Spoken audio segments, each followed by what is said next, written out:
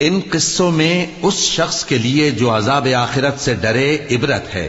یہ وہ دن ہوگا جس میں سب اکٹھے کیے جائیں گے، اور یہی وہ دن ہوگا جس میں سب اللہ کے روبرو حاضر کیے جائیں گے، اور ہم اس کے لانے میں ایک وقت معین تک تاخیر کر رہے ہیں۔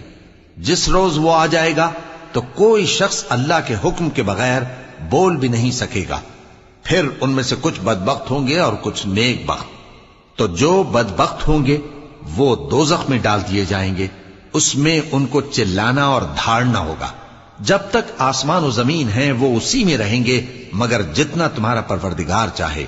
بے شک تمہارا پروردگار جو چاہتا ہے کر دیتا ہے۔ اور جو نیک بخت ہوں گے وہ بہشت میں داخل کیے جائیں گے، اور جب تک آسمان اور زمین ہیں ہمیشہ اسی میں رہیں گے مگر جتنا تمہارا پروردگار چاہے۔ یہ اللہ کی بخشش ہے جو کبھی منقطع نہیں ہوگی۔